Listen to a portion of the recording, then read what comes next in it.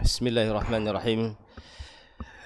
Assalamualaikum warahmatullahi wabarakatuh. Innal hamdalillah nahmaduhu wa nasta'inuhu wa nastaghfiruh wa na'udzu billahi min shururi anfusina wa min sayyiati a'malina. Man yahdihillahu fala mudilla lahu wa man yudlil fala hadiya lahu. وأشهد أن لا إله إلا الله وحده لا شريك له وأشهد أن محمدا عبده ورسوله صلى الله عليه وعلى آله وأصحابه ومن تبعهم بإحسان إلى يوم الدين وسلم تسليما كثيرا. أما بعد، فمعاشر المسلمين والmuslimat rahimani wa rahimakumullah, kita memulai tentunya dengan memanjatkan puji syukur kehadirat Allah Subhanahu wa taala atas karunia-Nya, atas pertolongannya dan kemudahannya, sehingga kita bisa kembali berkumpul di majelis ilmu, memanfaatkan waktu setelah salat maghrib hingga menjelang isya nanti untuk kita bersama-sama mempelajari agama Allah Subhanahu wa taala. Fa nasallallahu subhanahu wa ta'ala, kita memohon kepada Allah Subhanahu wa ta'ala melalui nama-namanya yang husna, melalui sifat-sifatnya yang mulia, mudah-mudahan majlis kita pada malam hari ini menjadi majlis yang diberkahi oleh Allah Subhanahu wa ta'ala. Amin. Dan kita masih pada Kitabul Fadhail, kitab tentang keutamaan-keutamaan amalan, dan telah kita sampaikan pada pertemuan lalu tentang keutamaan sunnah rawatib, ya, sunnah rawatib yaitu 2 rakaat sebelum subuh, kemudian 4 rakaat sebelum zuhur, atau 2 rakaat ya, sebelum zuhur. Ya. Kalau bisa 4 tentu lebih bagus, 4 rakaat sebelum zuhur, kemudian 2 rakaat setelah zuhur, kemudian 2 rakaat setelah maghrib dan 2 rakaat setelah isya. Dan yang paling utama, paling istimewa dari salat rawatib ini adalah 2 rakaat sebelum subuh. Ini yang tidak pernah ditinggalkan oleh Nabi kita Muhammad SAW. Bahkan ketika beliau kesiangan ya, karena kecapean, kemudian tertidur sampai dibangunkan oleh terik matahari ya, ketika dalam perjalanan, dalam safar, beliau meskipun waktu sholat subuh sudah lewat ya, karena memang tertidur dan bangunnya setelah terbit matahari, namun beliau tidak meninggalkan 2 rakaat sebelum sholat subuh ini. Menunjukkan bahwa ini adalah dari sholat rawatib yang paling ditekankan. Dari sholat rawatib yang paling ditekankan adalah 2 rakaat sebelum sholat subuh. Ya, kemudian sebetulnya di sini ada bab tentang sunnah al-jum'ah ya. Ada juga rawatib berkaitan dengan salat Jumat. Ya. Disebutkan di sini ada satu hadis dari sahabat Ibnu Umar ya, radhiyallahu taala anhuma. Beliau sholat ya, setelah sholat Jumat itu 2 rakaat. Ya, beliau bersama Nabi SAW mendapati Nabi setelah sholat Jumat, Nabi sholat 2 rakaat. Ya.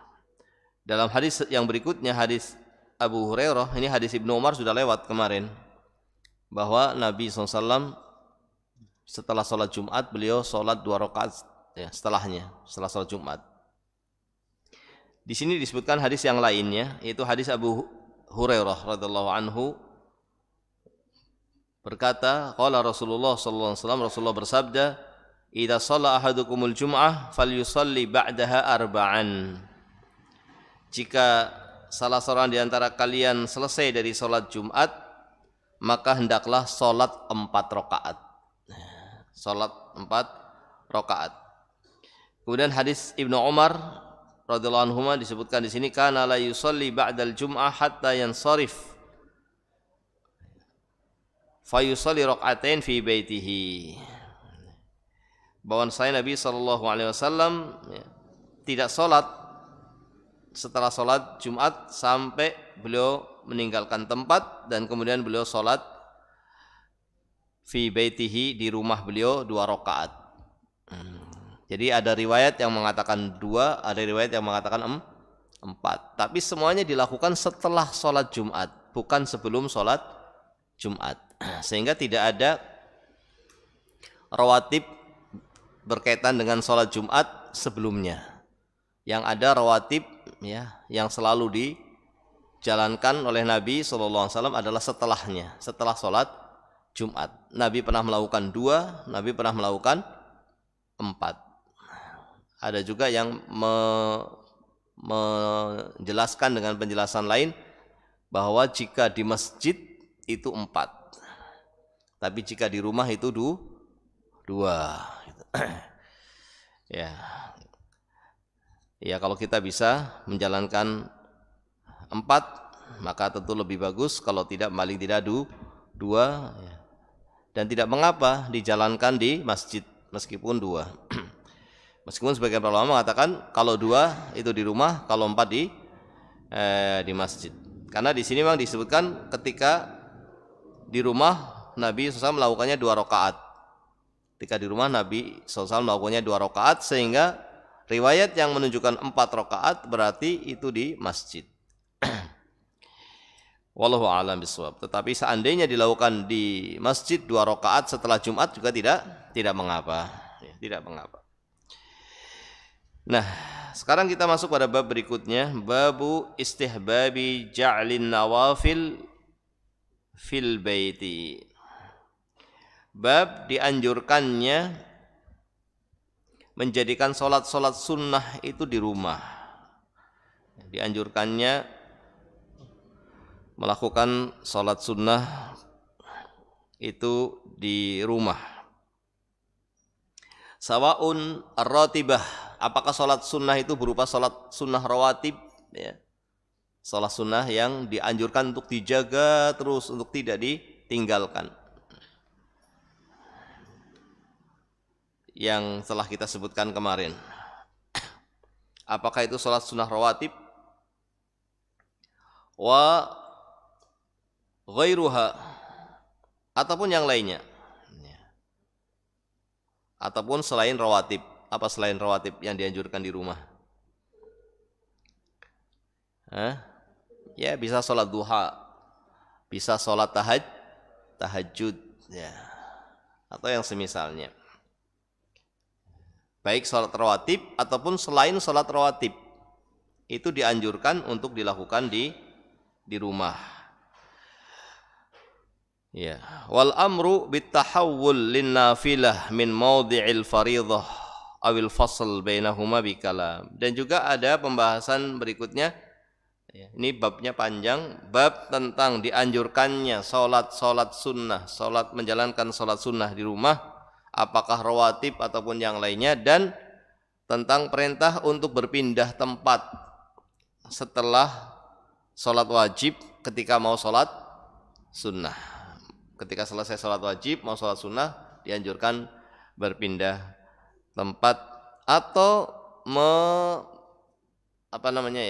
memisah, ya, antara fardu, memisah antara yang wajib dengan yang sunnah dengan ucapan, Ya, nanti akan kita lihat bagaimana hadisnya. Yang pertama, an Zaid ibn Thabit radhiyallahu anhu anna Nabiyya sallallahu alaihi wasallam qala sallu ayyuhan nas fi buyutikum. Salatlah wahai manusia di rumah kalian. Ini ada perintah dari Nabi sallallahu alaihi wasallam. Salatlah wahai manusia di rumah-rumah kalian. Fa inna afdhala salati, karena sebaik-baiknya salat itu salatul mar'i fi baitihi. Sebaik-baik salat itu salatnya seseorang di rumahnya. illa al-maktubata, kecuali salat wajib. Kecuali salat wajib. Muttafaqun alaih. Hadis ini disepakati oleh Imam Bukhari dan oleh Imam Muslim. Jadi di sini hadis ini menunjukkan apa? Dianjurkannya bagi seseorang untuk melakukan sholat-sholat sunnahnya itu di rumah. Sebisa mungkin sholat sunnah itu di rumah. Sholat sunnah apapun. Gitu ya. Karena Nabi mengatakan secara keseluruhan,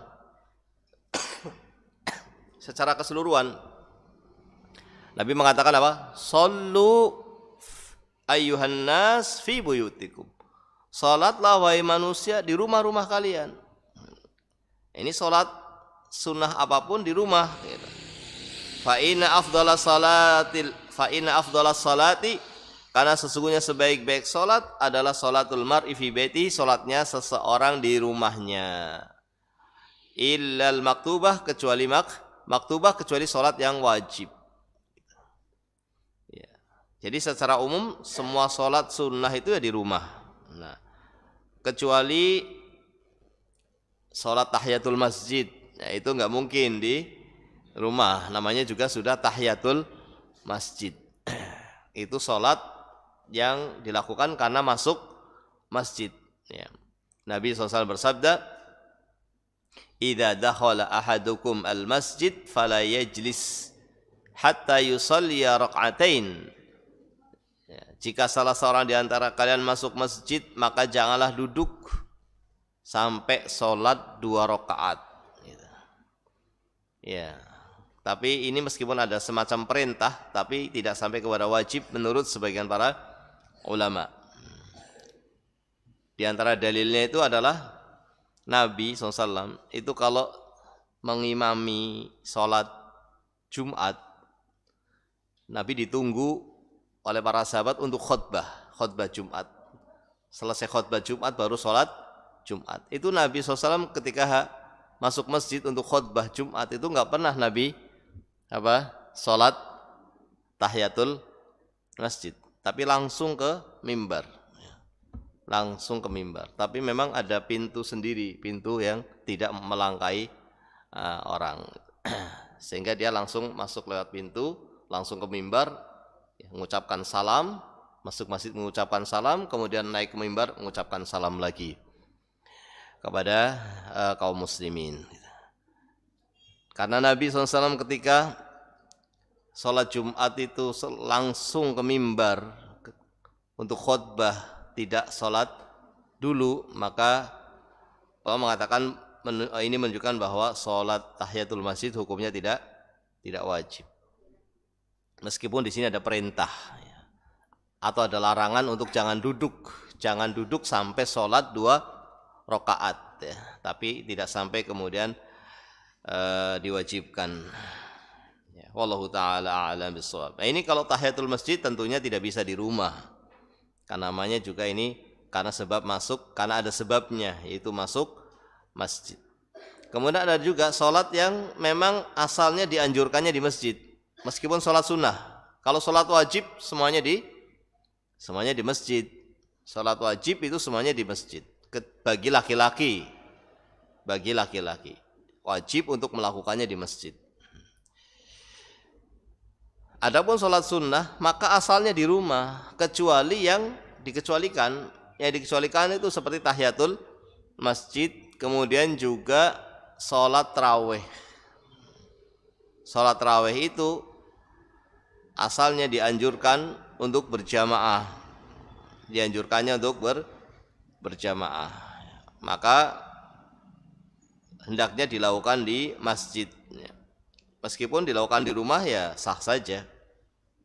Tidak berjamaah juga sah saja, tetapi yang afdol adalah melakukannya dengan berjamaah sebagaimana yang dahulu Nabi SAW melakukan di awal mula pelaksanaan sholat tarawih. Nabi melakukannya di masjid dengan para sahabatnya. Namun kemudian beliau setelah 4 hari atau 3 hari beliau tidak melanjutkan lagi karena beliau khawatir nanti sholat tarawih ini akan diwajibkan, sehingga beliau tidak melakukannya. Namun ketika beliau melakukannya dengan berjamaah. Ini beda dengan sholat tahajud atau beda dengan sholat malam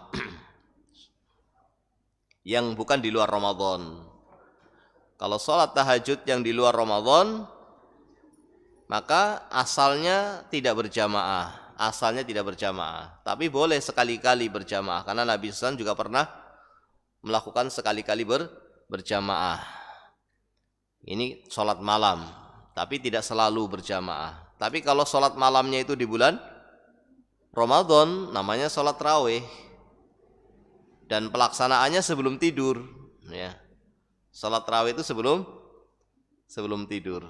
Kalau sholat tahajud bagaimana? Ya sebelum juga boleh, sesudah juga boleh. Ya. Mungkin sesudah bisa lebih bagus karena semakin malam. Ya. Tetapi tidak harus. Kalau yang takut tidak bangun, khawatir tidak bangun, ya sholatnya sebelum tidur. Tapi kalau yang yakin akan bangun, maka sholatnya setelah tidur. Tapi kalau sholat tarawih itu sebelum tidur. Dan itu dilakukannya di masjid. Ini yang di masjid. Adapun yang selainnya maka di rumah, sholat duha, sholat witir, sholat tahajud, sholat rawatib, itu di rumah. Dan itu lebih afdol daripada di masjid.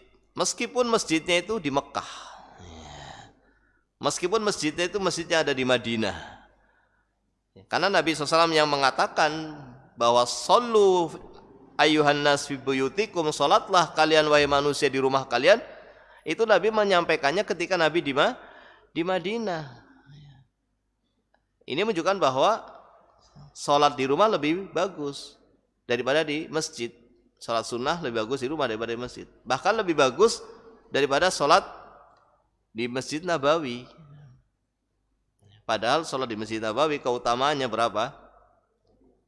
1000 kali lebih baik dari salat di masjid yang lain selain di Masjidil Haram di Mekah dan Masjidil Aqsa di Palestina. Bahkan salat di Mekah, di masjid yang ada di Mekah itu 100.000 kali lebih afdol. Ya. Tapi ini untuk salat sunnah tetap di rumah itu lebih afdol ya, daripada di masjid. Ya. Wallahu taala a'lam bishawab. Ini misalnya ada orang penduduk Mekah ya, penduduk Mekah mendengar adzan subuh gitu ya. Maka dia kalau bisa sholat rawatibnya di rumah.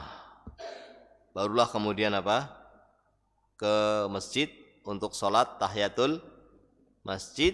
Kemudian setelah itu sholat subuh di Mekah, di masjid yang ada di Mekah. Ya sholat tahiyatul masjidnya di Mekah, di Masjid Nabawi atau di Masjidil Haram di Mekah dengan sholat tahiyatul masjid di sini tentunya lebih afdol di sana.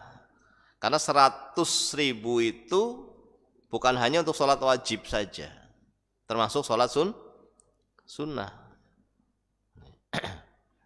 termasuk sholat jenazah. Di sana sering ada sholat jenazah. Hampir setiap selesai sholat 5 waktu pasti ada sholat jenazah. Ya. Maka ya dilakukan untuk mendapatkan pahala yang sangat besar. Sholat di sana lebih besar. Tapi kalau dari sisi keutamaan sholat sunnah, ya tadi misalnya sholat 2 rakaat sebelum subuh, kalau dia bisa melakukannya di rumah tentu lebih bagus. Tapi jika dia melakukannya di rumah kemudian akan ketinggalan berjamaah, maka tentunya di masjid lebih bagus. Karena apa? Karena berjamaah didahulukan dari sholat sunnah. Ya, karena mungkin ada orang yang rumahnya jauh dari masjid. Kalau dia setelah adzan nunggu selesai adzan terus baru sholat sunnah di rumah, terus baru ke masjid, padahal masjidnya jauh, sehingga akhirnya dia ketinggalan berjamaah, maka sholat sunnahnya ya lebih bagus di masjid untuk supaya tidak ketinggalan sholat berjamaah. Jadi ketika adzan dia segera ke masjid, sampai di masjid dia bisa sholat sunnah, kemudian setelah itu sholat berjamaah. Tapi kalau yang rumahnya dekat, setelah sholat sunnah di rumah dia masih bisa mengejar ke masjid, ya, masih bisa berjamaah, ya tentunya di sini sholat sunnah di rumah lebih bagus daripada sholat sunnah di masjid. Ya. Ya, jamaah yang dirahmati oleh Allah Subhanahu wa taala. Ya, ini jadi bilangnya jamaah. Jamaah yang dirahmati oleh Allah Subhanahu wa taala. Ini hadis ini jelas muttafaqun alaih yang menunjukkan tentang dianjurkannya rumah ya untuk dihidupkan dengan salat sunnah ya di dalamnya. Kemudian hadis berikutnya hadis wa an Ibnu Umar radhiyallahu anhuma anin Nabi sallallahu alaihi wasallam qaal. Dari sahabat Abdullah bin Umar radhiyallahu taala anhuma dari Nabi SAW bahwa Nabi bersabda, ij'alu min salatikum fi buyutikum. Jadikanlah dari salat-salat kalian itu di rumah kalian. Jadikanlah dari salat-salat kalian itu di rumah kalian. Maksudnya salat apa ini? Sunnah, bukan salat wajib. Nanti jangan difahami salah. Nabi SAW mengatakan jadikanlah salat kalian ada di rumah kalian. Oh, berarti salat wajibnya di rumah. Tidak, untuk laki-laki salat wajibnya di masjid. Jadi sih maksudnya salat sunnah. Wala tattakhiduha qubura, dan jangan kalian jadikan rumah-rumah kalian itu seperti kuburan. Jangan kalian jadikan rumah-rumah kalian seperti kuburan. Muttafaqun alaih. Hadis ini juga muttafaqun alaih, disepakati oleh Imam Bukhari dan oleh Imam Muslim. Hadis kalau sudah muttafaqun alaih enggak perlu ditanya sahih apa tidak. Kalau ada yang nanya sahih apa tidak itu Ustaz, hadisnya muttafaqun alaih tadi, ini yang salah yang bertanya. Ya. Karena kalau sudah muttafaqun alaih itu sudah pasti sahih. Kitab yang paling sahih setelah Al-Qur'an, itu kitab Bukhari Muslim. Kitab hadis yang disepakati Bukhari Muslim itu yang paling sahih setelah Quran. Jadi dia tidak perlu dicek lagi, karena Imam Bukhari meriwayatkan, Imam Muslim meriwayatkan dari sahabat yang sama. Jadi muttafaqun alaih itu artinya Imam Bukhari meriwayatkan, Imam Muslim meriwayatkan, tapi dari jalan sahabat yang sama. Meskipun lafadznya mungkin tidak persis, tapi maknanya sama. Ini muttafaqun alaih, maka ini sudah pasti sahih. Dan di sini jelas sekali Nabi SAW menyatakan jadikanlah sebagian sholat sunnah kalian itu di rumah kalian. Gitu. Dan jangan kalian jadikan rumah kalian seperti kuburan. Kira-kira maksudnya apa ini? Sepi, rumah kok sepi kayak kuburan gitu. Berarti kalau begitu kuburan jangan digunakan untuk ibadah. Karena kuburan itu biarkan sepi. Jangan kuburan itu kemudian diramaikan dengan ibadah. Karena Nabi SAW mengatakan jangan kalian jadikan rumah seperti kuburan, yaitu sepi. Kalau kuburan nggak apa-apa sepi, tapi rumah jangan, gitu kan. Kalau kuburan sepi ya memang itu kuburan, jangan diramai-ramaikan. Ibadah itu bukan di kuburan. Bahkan beribadah di kuburan ini adalah agamanya Yahudi dan Nasara. Disebutkan dalam hadis yang sahih juga Nabi SAW mengatakan apa? La'natullah 'alal yahud wan nasara ittakhadhu qubur anbiya'ihim masajid. Allah melaknat Yahudi dan Nasara yang telah menjadikan kuburan nabi-nabi mereka sebagai tempat ibadah. Jadi kuburan itu bukan tempat ibadah. Tapi kita dianjurkan ke kuburan apa tidak? Dianjurkan ke kuburan, tapi bukan untuk beribadah. Dianjurkan ke kuburan untuk mengingat mati, yang pertama. Yang kedua, untuk mendoakan yang mati. bukan untuk berdoa di kuburan. Kalau berdoa di kuburan nanti dikabulkan, bukan. Tapi untuk mendoakan yang meninggal. Ya. Bukan kemudian kamu berdoa di kuburan sana minta apa? Biasanya kalau mintanya di kuburan itu akan dikabulkan. Nah, ini sudah mengistimewakan apa? Kuburan. Tidak ada kuburan yang punya keistimewaan. Maka ini hendaknya difahami oleh kita kaum muslimin untuk tidak mengikuti jalannya Yahudi dan Nasara. Kita diperintah untuk menyelisihi mereka. Agama kita akan membuat kita mulia. Mulia itu dengan ajaran Nabi Muhammad sallallahu alaihi wasallam. Bukan mulia itu malah mengikuti ajaran yang aslinya itu dari Yahudi dan Nasara. Maka yang kita ramaikan untuk beribadah bukan kuburan. Kuburan itu biarkan sepi. Tapi juga jangan jangan tidak didatangi sama sekali. Didatangi untuk mengingat mati, untuk mendoakan yang mati, sehingga akan bermanfaat untuk yang ziarah dan bermanfaat untuk yang meninggal. Yang meninggal dapat manfaat didoakan oleh yang ziarah. Yang ziarah mendapatkan manfaat mengingat mati dan mendapatkan pahala ziarah kubur. Ya. Tapi jangan kemudian berlebih-lebihan di atas kuburan, kemudian beribadah di sana, sholat di sana, dibangun tempat sholat di atasnya. Meskipun beribadahnya kepada Allah, apalagi kalau beribadahnya kepada selain Allah, ya ini sudah jelas ini tidak boleh. Ini beribadah kepada selain Allah, ini hukumnya syirik. Ya, tapi kalau beribadahnya kepada Allah ini bukan syirik, tapi ini tidak boleh karena kuburan itu bukan tempat ibadah. Ya. Namun juga meskipun kuburan bukan tempat ibadah, bukan berarti kuburan itu sama dengan tempat lain, tidak. Yang boleh dilewati begitu saja, diinjak atau dibuang sampah di sana, tidak boleh. Kaum muslimin itu mulia ketika hidupnya dan mulia juga ketika meninggalnya. Kaum muslim itu dimuliakan ketika hidupnya, dimuliakan ketika meninggal dunia juga dimuliakan. Sehingga kuburannya itu tidak boleh dihinakan, tidak boleh untuk tempat main bola misalnya, kencing di atasnya, menginjaknya, duduk di atasnya, ini semuanya tidak diperbolehkan. Karena kuburan itu tempat yang juga harusnya dimuliakan, ya. Harusnya dimuliakan, tetapi jangan dijadikan sebagai tempat ibadah. Di sini jelas sekali Nabi SAW menyatakan, jangan kalian jadikan kuburan, ya, jangan kalian jadikan rumah kalian seperti kuburan yang sepi, nggak ada sholat sunnahnya, nggak ada sholat malamnya, nggak ada sholat witirnya, nggak ada sholat duhanya, nggak ada bacaan Qur'annya.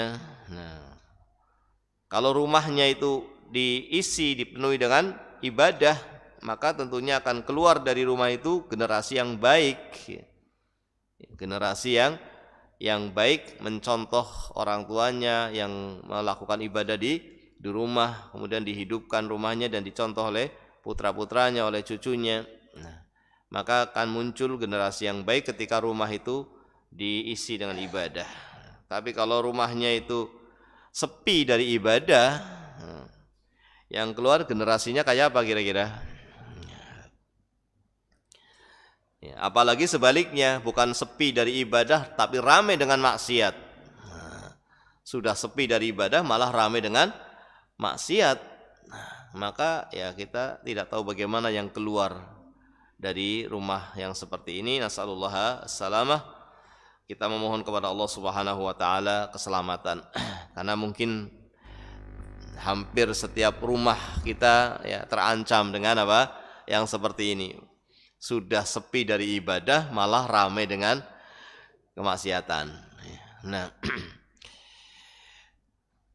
baik. Kemudian yang berikutnya, wa an Jabirin radhiyallahu anhu qala Rasulullah sallallahu alaihi wasallam, idza qada ahadukum salatahu fi masjidihi falyaj'alu li baitihi nasiban min salatihi fa innallaha ja'ilun fi baitihi min salatihi khaira. Rawahu Muslim.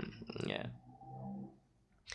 Dari sahabat Jabir radhiyallahu taala anhu berkata, bersabda Rasulullah sallallahu alaihi wasallam, jika salah seorang di antara kalian telah selesai dari salatnya di masjid, maka hendaknya ada salatnya yang dilakukan di rumahnya. Maka hendaknya ada bagian yang dilakukan dari salatnya di rumahnya. Ya.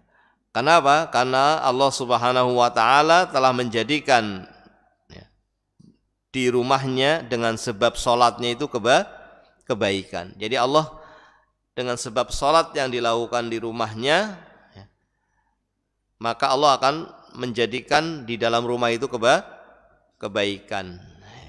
Nah, maka orang yang memberikan atau menjadikan ada sholat sunnah di rumah, maka dengan sebab itu akan menjadi sebab datangnya kebaikan. Kebaikan kepada keluarganya. Ya, di antaranya yang nampak saja, misalnya mungkin anaknya karena melihat bapaknya sholat sunnah di rumah, maka dia pun mungkin akan ikut. Ya. Mungkin dia akan meniru bapaknya dan terbiasa, menjadi sesuatu hal yang terbiasa dan akhirnya dicintai. Akhirnya ketika bapaknya lagi duduk nggak sholat, anaknya akan bilang, Pak, kok nggak sholat nih, biasanya sholat. Karena sering melihat apa? Bapaknya sholat. Ini ketika tidak sholat akan diingatkan oleh anaknya. Kok nggak biasanya ini, biasanya sholat, kok sekarang tidak sholat. Nah, ya. Dan juga para ulama juga menjelaskan bahwa orang yang sholat di rumah itu lebih dekat dengan keikhlasan. Karena di rumah tentu tidak banyak yang melihat, ya, kecuali anak dan istrinya, dan dilihat oleh anak dan istrinya. Kalau maksudnya untuk ditiru, itu tidak riya. Sholat di rumah agar maksudnya ditiru, itu tidak riya. Maka di situ semakin dekat dengan ikhlas ketika dilakukan di rumah. Ya. Nah.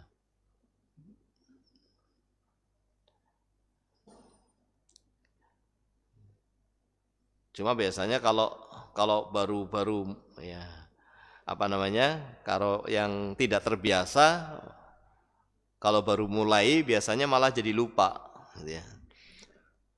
Nggak sholat di masjid, nggak sholat juga di rumah, lupa. Ya, nak dilatih supaya tidak lupa. Nah, jadi yang lain-lainnya jangan dilakukan dulu. Masuk rumah, tentukan tempat khusus di rumah yang di situ ada sajadah, atau di situ ada karpet, atau di situ ada tikar, ya, yang di situ memang khusus untuk sholat sunnah. Kemudian jamaah yang dirahmati oleh Allah Subhanahu wa taala, hadis berikutnya, hadis yang keempat, dan ini hadis yang terakhir, adalah hadis an Umar ibn Atha. Dari Umar, tapi bukan Ibn Khattab ini, Umar ibn Atha. Ini bukan seorang sahabat, ya, tapi seorang tabi'in. Anna Nafi'a ibn Jubair arsalahu ila Sa'ib ibn ukhti Namrin yas'aluhu an syai' ra'ahu minhu Muawiyah fi shalah. Faqala na'am sallaitu ma'ahu al-jum'ah fil maqsurah falamma sallama al-imamu qumtu fi maqami fasallaitu falamma dakhala arsala ilayya faqala la ta'ud.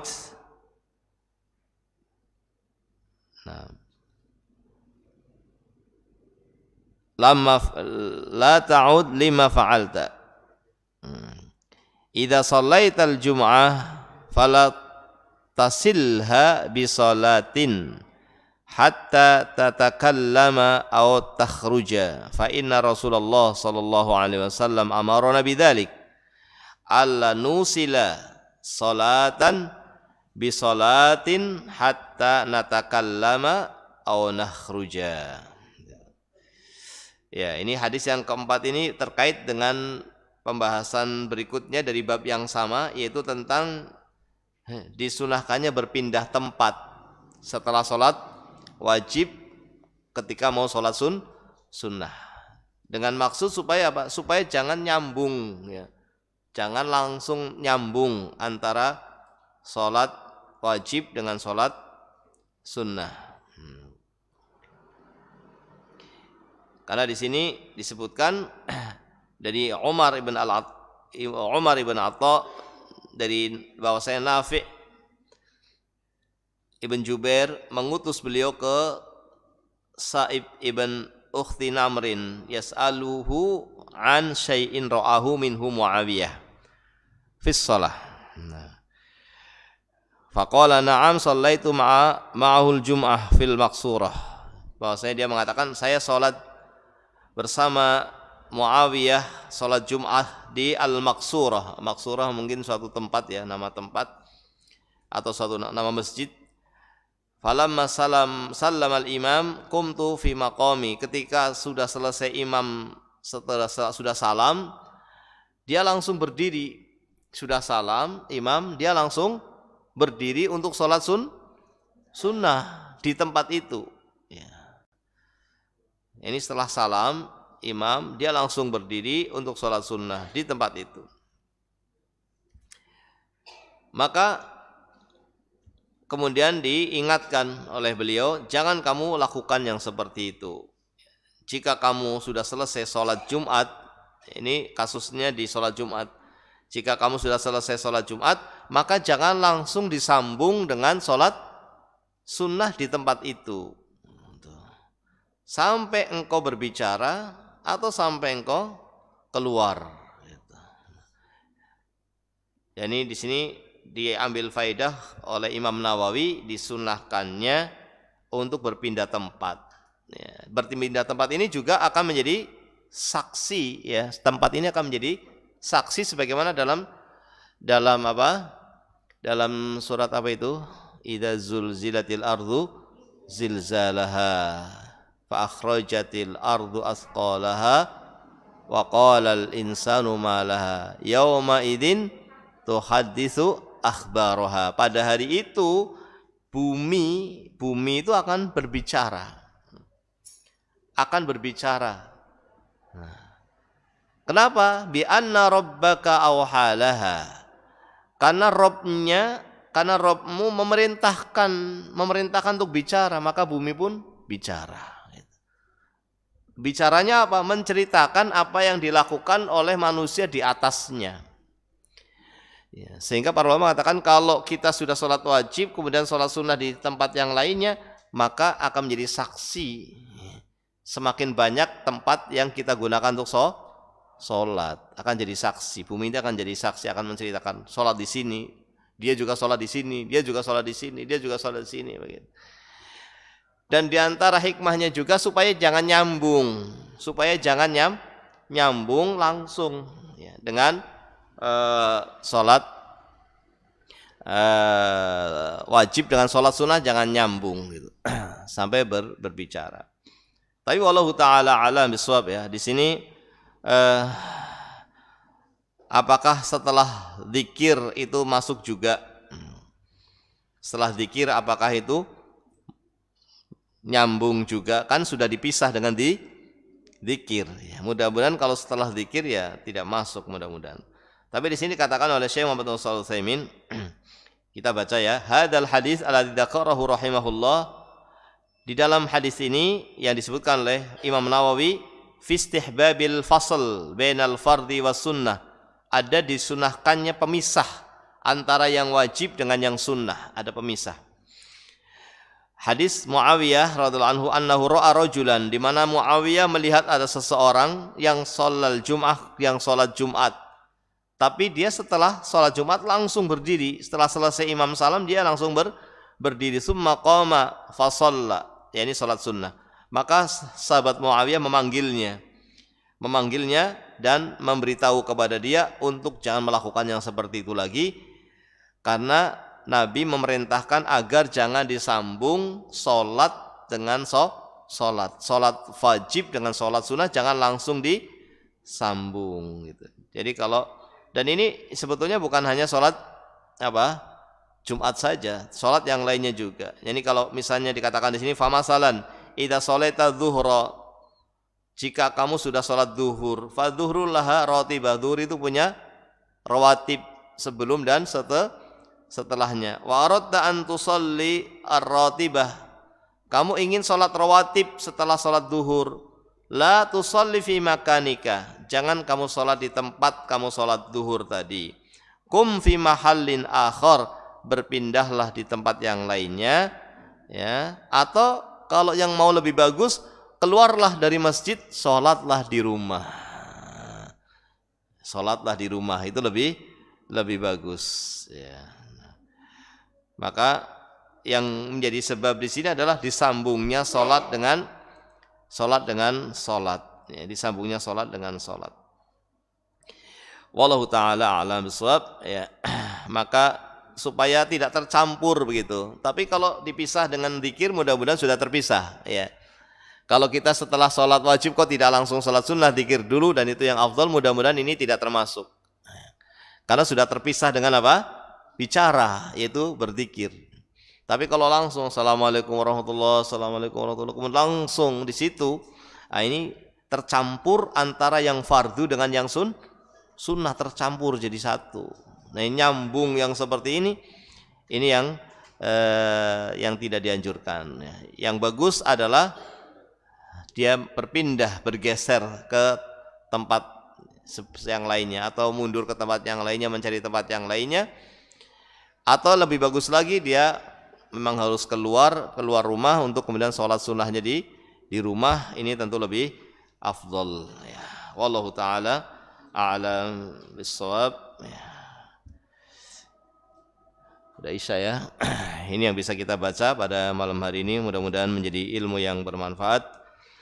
Kita tutup subhanakallahumma wa bihamdika asyhadu an la ilaha illa anta astaghfiruka wa atubu ilaik. Assalamualaikum warahmatullahi wabarakatuh.